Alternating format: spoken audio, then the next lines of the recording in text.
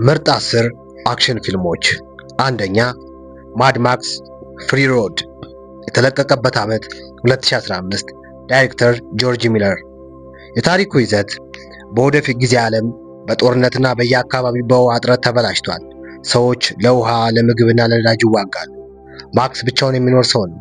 በአንድ ቀን በጨካኝ መሪ ኢሞርታ ጆን ሰዎች ይያዛል። ከዚያ ፍሬዮስ የተባለች የጦር መሪ የኢሞርታን ጆን የታሰሩ ሴቶች ለማስመለጥ ትወስናለች። ማክስና ፍሬዮስ በአንድነት በበረሃ ውስጥ ከባድ የመኪና ማሳደድና ጦርነት ያደርጋሉ። ለምን ታዋቂ ሆነ? አብዛኛው አክሽን በእውነተኛ ስታንቶች ተሰርቷል። የመኪና ማሳደድ ትዕይንቶቹ ከምንጊዜ ምርጦቹ መካከል ይቆጠራል።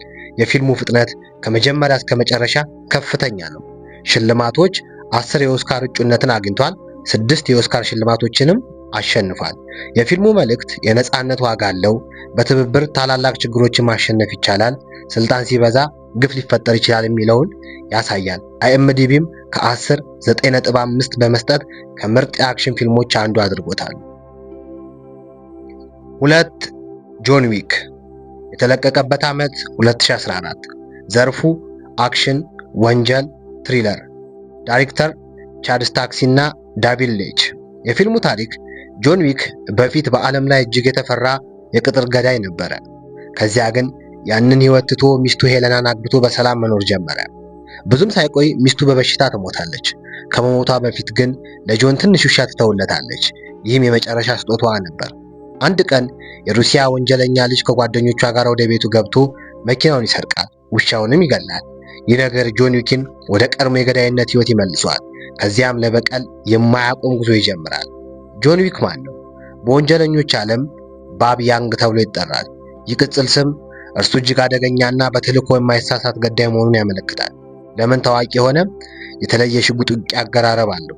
ኪአኑ ሪቨርስ ብዙ የውጊያ ስልጠና ወስዶ ብዙ ስታቶች ራሱ ሰርቷል። አክሽኑ ፈጣንና ተከታታይ ነው። የወንጀለኞች ምስጢራዊ ዓለም እንደ ኮንቲኔንታል ሆቴል ፊልሙን ልዩ ያደርገዋል።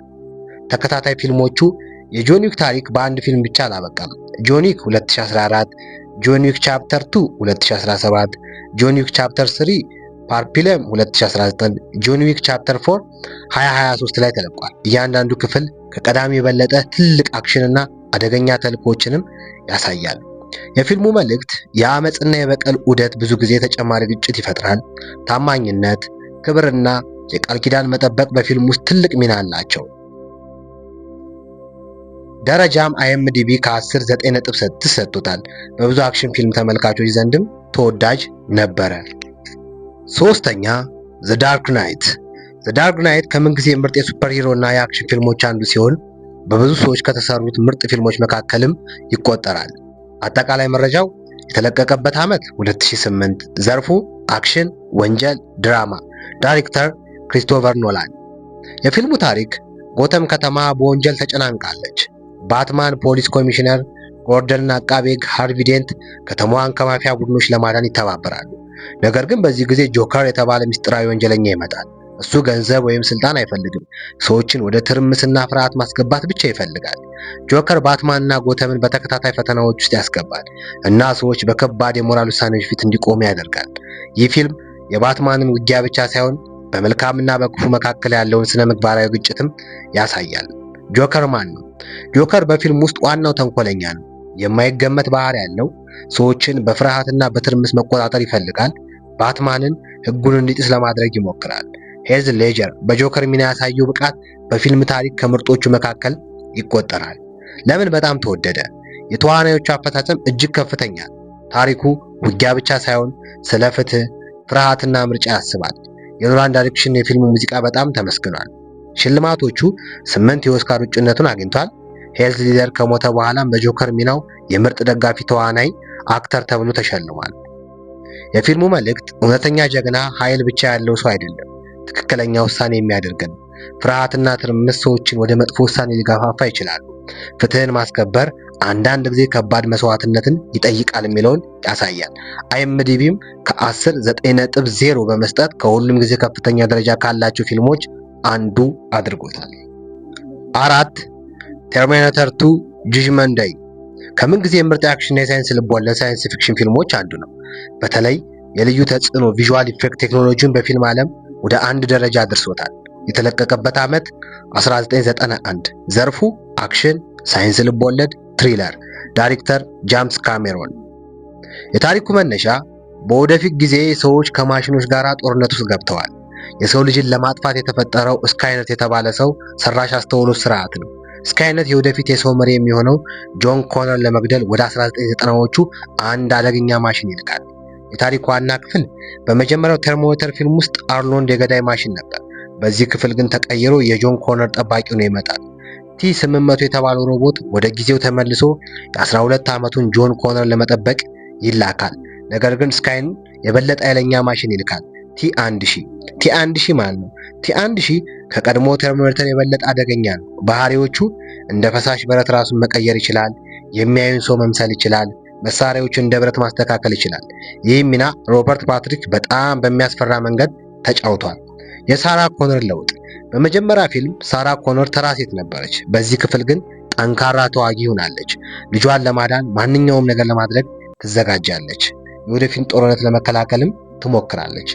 ለምን ታላቅ ፊልም ሆነ? የቴክኖሎጂ አብዮት። የቲ1000 ልዩ ተጽዕኖዎች በ1991 ጊዜ አስገራሚ ነበሩ።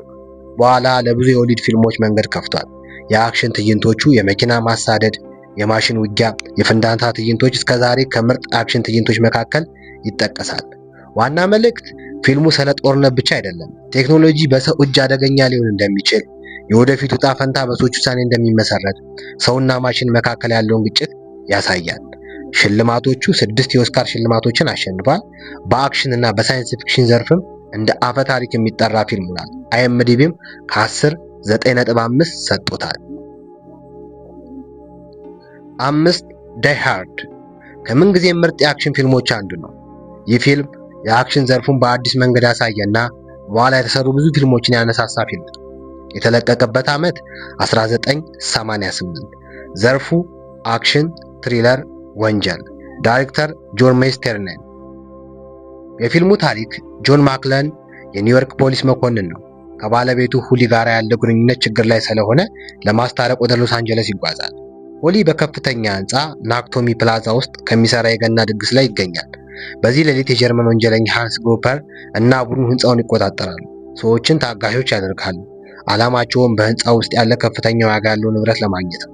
ግን አንድ ሰው ከእጃቸው ውጪ ይቀራል። ጆን ማክለን። ጆን ማክለን ማን ነው? ጆን እንደ ብዙ የአክሽን ጀግኖች ፍጹም ሰው አይደለም። ይፈራል፣ ይጎዳል፣ ድካም ይሰማዋል። ነገር ግን ብልህነቱ፣ ጽናቱና ሰዎችን ለማዳን ያለው ፍላጎት እሱን እውነተኛ ጀግና ያደርገዋል። ሃንስ ግሩፐር ከምርጥ ተንኮለኞች አንዱ። ሃንስ ግሩፐር ከፊልሙ ታሪክ በጣም የተወደዱት ተንኮለኞች መካከል ይገኛል። በጣም ብልህ ነው። የሰዎችን ስነ ልቦና ይገነዘባል። እንደ ተራ ወንጀለኛ ሳይሆን እንደ ሰለጠነ ያለው መሪ ይታያል። የአለን ሪክማን አፈጻጸምም በጣም ተመስግኗል። ለምን ዳይ ሃርድ ታላቅ ፊልም ሆነ? አንድ አዲስ አክሽን አቀራረብ አቅርቧል። ከዚህ በፊት ብዙ የአክሽን ጀግኖች እጅግ ጠንካራና የማይሸነፉ ነበሩ። ዳይ ሃርድ ግን የሚጎዳና የሚደክም ጀግና አሳየ። የአንድ ቦታ ውጥረት። አብዛኛው ፊልሙ በአንድ ህንፃ ውስጥ ይካሄዳል፣ ነገር ግን ድርጊቱ ፈጽሞ አይሰለችም። ጥሩ የባህሪ ግንባታ። ፊልሙ ስለ ጦርነት ብቻ ሳይሆን ስለ ቤተሰብ ፍቅርና መስዋዕትነትም ይናገራል። ታዋቂ ትዕይንቶቹ ጆን ብቻውን ከወንጀለኞቹ ጋር መዋጋቱ፣ በህንፃ ውስጥ የሚደረጉ ማሳደዶችና የመጨረሻው ግጭት ከሃንስ ግሩፐር ጋር። ሽልማትና ተጽዕኖ። በአክሽን ዘርፍ እጅግ ተጽዕኖ ያሳደረ ፊልም ነው። ብዙ በሱ በኋላ የተሰሩ ፊልሞች በጣም ምርጥ ፊልሞች ተሰርተዋል። IMDbም ከ10 9 ሰጥቶታል። ዳይ ሃርድ 1988 የአክሽን ፊልም ምን መሆን እንዳለበት ያሳየና ብሩስ ዊሊስን የዓለም ታዋቂ ኮከብ ያደረገ የምንጊዜም ምርጥ ፊልም። 6 ዘ ማትሪክስ ከምንጊዜም ምርጥ የሳይንስ ልቦለድ፣ ሳይንስ ፊክሽን እና ፍልስፍናዊ ፊልሞች አንዱ ነው። ይህ ፊልም ሰዎች ስለ እውነት፣ ቴክኖሎጂ እና ሰው ሰራሽ አስተውሎት እንዲያስቡ ያደረገ ታላቅ ስራ ነው። የተለቀቀበት ዓመት 1999። ዘርፉ ሳይንስ ልቦለድ፣ አክሽን፣ ፍልስፍናዊ፣ ትሪለር። ዳይሬክተሮቹ ዘ-ዎክሳይን ይገኙበታል። የፊልሙ ታሪክ ቶማስ አንደርሰን በቀን የኮምፒውተር ፕሮግራም ነው። በሌሊት ደግሞ NEO በሚል ስም ሃከር ሆኖ ይኖራል። ነገር ግን ሁል ጊዜ አንድ ጥያቄ ያስጨንቀዋል። የምኖረው ዓለም እውነተኛ ነው? ከዚህ ሞርፊያስ የተባለ ሰው ይገናኘዋል። ሞርፊያስ ለኒዮ አስገራሚ እውነት ይነግረዋል። ሰዎች የሚኖሩበት ዓለም ማትሪክስ የተባለ ማሽኖች የተፈጠረ ማስመሰያ ወይም ሲሙሌሽን መሆኑ። ማትሪክስ ምንድን ነው? ማትሪክስ ሰዎች እውነተኛ እንደሆነ የሚያስቡት የሐሰት ዓለም ነው። በእውነቱ ማሽኖች ዓለምን ተቆጣጥረዋል። ሰዎች በማሽኖች ተይዘው እንደ ኃይል ምንጭ ይጠብቁባቸዋል። ማትሪክስ የሰዎችን አእምሮ ለማስታረቅ የተፈጠረ ምናባዊ ዓለም። NEO ማን ነው? ኤንኢኦ በመጀመሪያ ተራ ሰው ይመስላል፣ ነገር ግን በፊልም ውስጥ ልዩ ሰው መሆኑ ይገለጣል። ችሎታዎቹ በማትሪክስ ውስጥ የፊዚክስ ሕጎችን መጣስ ይችላል፣ ፈጣን መንቀሳቀስ ይችላል፣ የማሽኖችን ስርዓት መቃወምም ይችላል። ታዋቂው ሬድ ፒል ወይም ብሉ ፒል ሞርፊስ ለኒዮ ሁለት ምርጫዎች ይሰጠዋል። ብሉ ፒል ወደ ቀድሞ ሕይወት መመለስ፣ እውነቱን ሳያውቁ መኖር። ሬድ ፒል እውነቱን ማወቅ፣ አስቸጋሪ እውነተኛ ዓለም መጋፈጥ። ይህ ምርጫ በዓለም ባህል ውስጥ ታዋቂ ምሳሌ ሆኗል። ኤጀንት ስሚዝ ማለት ነው። ኤጀንት ስሚዝ የማትሪክስ ዋና ተቃዋሚ ነው። የማሽኖች ወኪል ነው። ሰዎችን ከማትሪክስ ነፃ እንዳይወጡ ይከላከላል። ኒዮን ለማጥፋት ይሞክራል። ለምን ታላቅ ፊልም ሆነ? አንድ ቢውልት ታይም ቴክኖሎጂ የጥይት ፍጥነት ቀስ እንደሚል የሚያሳይ የካሜራ ቴክኒክ በዓለም ላይ ታዋቂ አድርገዋል። ሌላው ጥልቅ ሀሳብ፣ ፊልሙ የሚጠይቃቸው ጥያቄዎች እውነት ምንድን ነው? ቴክኖሎጂ ሰውን ሊቆጣጠር ይችላል? ሰው ነፃ ምርጫ አለው? የሚሉትን ነው። ሌላው አክሽን፣ የማርሻል አርት ውጊያዎች፣ የጠመንጃ ትዕይንቶች፣ የማሳደድ ትዕይንቶች ልዩ ያደርጉታል። ሽልማቶቹ 4 የኦስካር ሽልማቶችን አሸንፏል። በሳይንስ ልቦለድ ፊልሞች ታሪክ ውስጥም ትልቅ ተጽዕኖ አሳድሯል። ደረጃ አይኤምዲቢም ከ10 9.5 ሰጥቶታል። ዘማትሪክስ የአክሽን ፊልሞች ብቻ አይደለም፣ ስለ ሰው ልጅ፣ ስለ እውነትና ስለ ወደፊት ዓለም እንድናስብ ያደረገ ምርጥ ፊልም። 7 ግላዲያተር ከምንጊዜም ምርጥ የታሪክ የጦርነትና የአክሽን ፊልሞች አንዱ ነው። ፊልሙ የጥንቷን ሮም ዓለም የክብር ስሜት፣ የበቀል ጉዞና የነፃነት ፍላጎት ያሳያል። የተለቀቀበት ዓመት 2000። ዘርፉ ታሪካዊ ድራማ፣ የአክሽን፣ ጦርነት። ዳይሬክተር ሪድሊ ስኮት። የታሪኩ መነሻ ታሪኩ በጥንቷ ሮም የንጉሠ ነገሥት ማርከስ አውሬሊየስ ዘመን ይጀምራል። ማኪመስ የሮም የጦርነት ታላቅ ጄኔራል፣ በብዙ ጦርነቶች ሮምን ድል አድርጓል። ህልሙ ግን የጦር መሪ መሆን ሳይሆን ወደ ቤቱ ተመልሶ ከቤተሰቡ ጋር መኖር። ንጉሱ ማርከስ አውሬሊየስ ከሞተ በኋላ ልጁ ኮሞዶስ ስልጣን ይወስዳል። ኮሞዶስ ስልጣን በስስት የሚፈልግና ጨካኝ ሰው ነው። ከማክሲማስ ጋር ግጭት ይፈጥራል። ማክሲመስ የበቀል ጉዞ። ኮሞዶስ የማክሲመስን ቤተሰብ እንዲጠፉ ያደርጋል። ማክሲመስም የሮም ኃይልና ማዕረግ ሁሉ ያጣል። ከዚህ በኋላ በባርነት ይወድቃል። ነገር ግን የጦር ችሎታው ስለሚታወቅ ወደ ግላዲያተር የመወጊያ ተዋጊ ይለወጣል። በአሬና ውስጥም በድል እየተከታተለ ወደ ሮም ይመለሳል። ዓላማውም በቤተሰቡ ላይ የተፈጸመውን መበቀል፣ ከኮሞዶስ ፍትህ መፈለግ። ኮሞዶስ ዋናው ተቃዋሚ። ኮሞዶስ በፊልም ውስጥ ከታወቁ ተንኮለኞች አንዱ ነው። ባህሪዎቹ ስልጣን የሚወድ፣ ቅናት የተሞላበት፣ ለማሸነፍ ማንኛውንም ድርጊት የሚፈጽም ነው። ጆኪ ፎኒክስ የኮሞዶስን ሚና በጣም በሚያስታውቅና አሪፍ አድርጎ ተጫውቶታል። የኮሎሲየም ውጊያዎች። ፊልሙ በታላቁ የሮም ውጊያዎች ቦታ ኮሎሲየም ውስጥ የሚደረጉ ውጊያዎችን ያሳያል። ከአውሬዎች ጋር ይዋጋል፣ ከሌሎች ግላዲያተሮች ጋር ይጋጫል። ህዝቡን በችሎታውም ያስደንቃል። የፊልሙ ታዋቂ ነገሮች ማይ ኔም ኢዝ ማክሲመስ። የማክሲመም ንግግሮች በፊልሙ ታሪክ ውስጥ ታዋቂ ሆነዋል። የውጊያ ትዕይንቶች በጣም እውነተኛ የሚመስሉ የጦርነት ትዕይንቶችና የሮም ወታደራዊ ስርዓትን ያሳያል። የፊልሙ መልእክት ግላዲያተር የሚያስተምረው ክብር ከስልጣን ይበልጣል። በግፍ የተገኘ ስልጣን ዘላቂ አይደለም። አንድ ሰው ለእምነቱ መቆም ይችላል። ሽልማቶች 12 የኦስካር እጩነቶችን አግኝቷል። 5 የኦስካር ሽልማቶችን አሸንፏል። ሮሰል ክሮውም የምርጥ ተዋናይ ኦስካርን አሸንፏል። አይኤምዲቢም ከ10 9.5 ሰጥቶታል። 8 ሚሽን ኢምፖሲብል ፎልት። ፕሎት ከምንጊዜ ምርጥ የስፓይና የአክሽን ፊልሞች አንዱ ነው። በተለይ በእውነተኛ የአደጋ ትዕይንቶች፣ በፍጥነት የሚሄድ ታሪክና በቶም ክሩዝ የታሪክ አፈጻጸም በጣም የተመሰገነ ነው።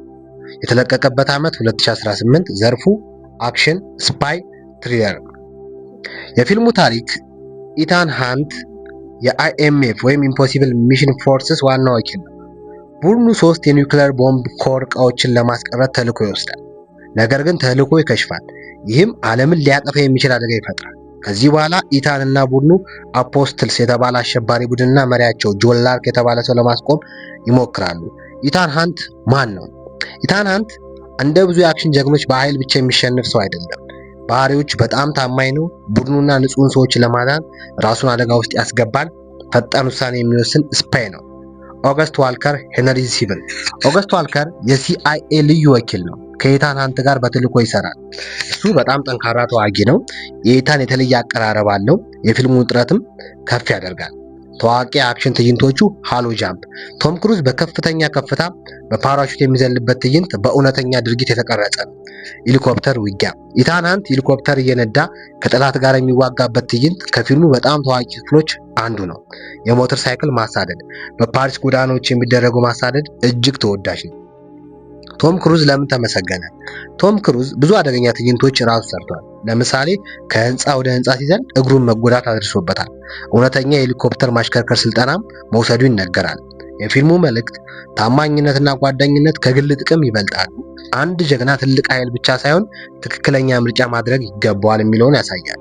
ሽልማትና ተጽዕኖዎቹ በብዙ የፊልም ተመልካቾች ከምርጥ የሚሽን ኢምፖሲብል ክፍሎች አንዱ ተብሎ ተመስግኗል።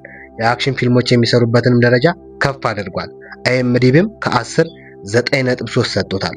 የዘመናዊ አክሽን ፊልሞች ምሳሌ ሲሆን እውነተኛ የአደጋ ትዕይንቶች፣ ጥሩ ታሪክና የቶም ክሩዝን ልዩ የብቃት ደረጃ ያሳደገ ፊልም ነው። 9 ቶፕ ገን ማቨሪክ እጅግ የተወደዱ የአክሽን ፊልሞች አንዱ ሲሆን የ1986ቱን ቶፕ ገን ታሪክ በማስቀጠል የተሰራ ነው። ፊልሙ ስለ አውሮፕላን ውጊያ ብቻ ሳይሆን ስለ ዕድሜ፣ ኃላፊነት፣ ጓደኝነትና ያለፈውን ለመቀበል የሚደረግ ትግል ይነገራል። አጠቃላዩ መረጃ የተለቀቀበት ዓመት 2022። ዘርፉ አክሽን፣ ወታደራዊ ድራማ። ዳይሬክተር ጆሴፍ ኮንሼን።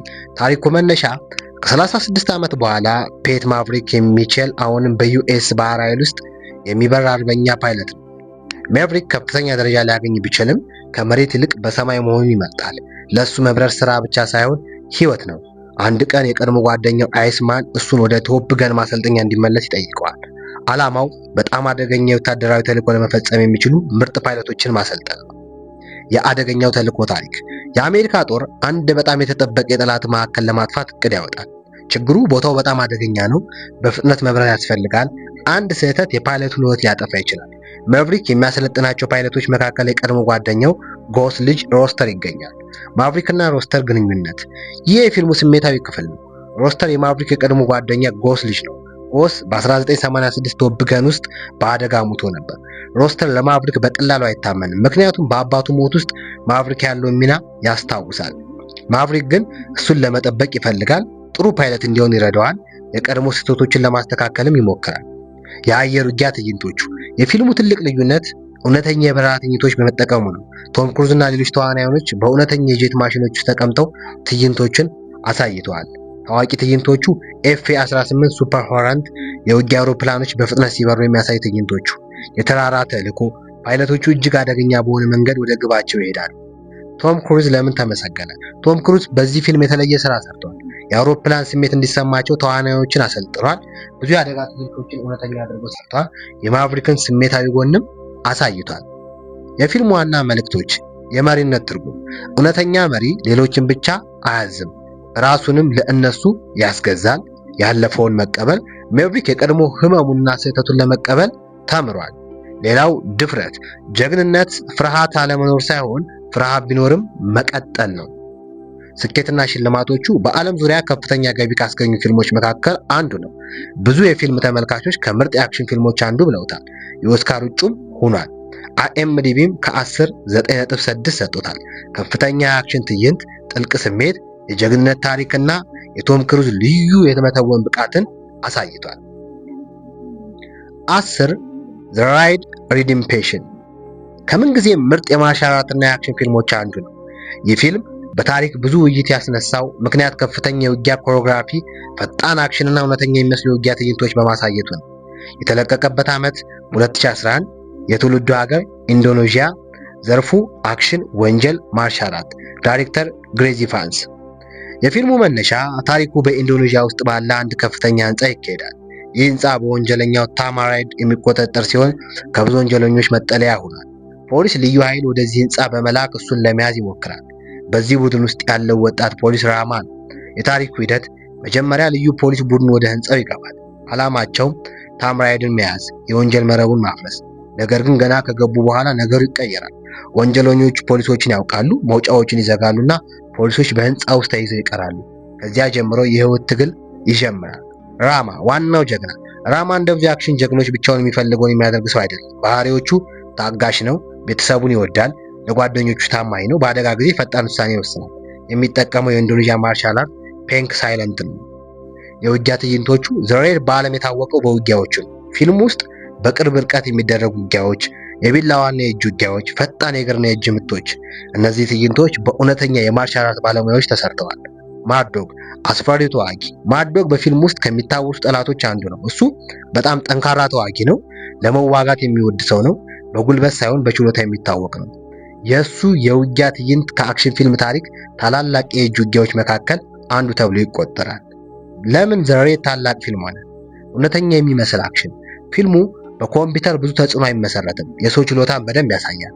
ቀጣይ ውጥረት፣ ከመጀመሪያ እስከ መጨረሻ ድርጊቱ አይቆምም። የፔንክ ሳይለንት ማሳየት፣ የኢንዶኔዥያ ማርሻል አርትን ወደ ዓለም አሳውቃል። ተጽዕኖ፣ ዘሬድ በኋላ የተሰሩ ብዙ የአክሽን ፊልሞችን አነሳስቷል። ደረጃ ከ10 9.2 አይኤምዲቢም ሰጥቶታል። ታላቅ ታሪክ ብቻ ሳይሆን የአክሽን ፊልሞች ምን ያህል ኃይለኛና እውነተኛ ሊሆኑ እንደሚችሉ ያሳየ የማርሻል አርት ድንቅ ስራ ነው። ስላዳመጣችሁኝ አመሰግናለሁ። እነዚህ ከላይ የጠቀስኩላችሁ ፊልሞች በእኔ ምርጫ ብቻ ሳይሆን በዓለም ደረጃ በብዙ ሰዎች የተወደዱና ብዙ ድምፅ የተሰጣቸው ናችሁ። እስኪ የእናንተንም የምንጊዜ ምርጥ ፊልሞች ኮመንት ላይ አስቀምጡልኝ። አመሰግናለሁ።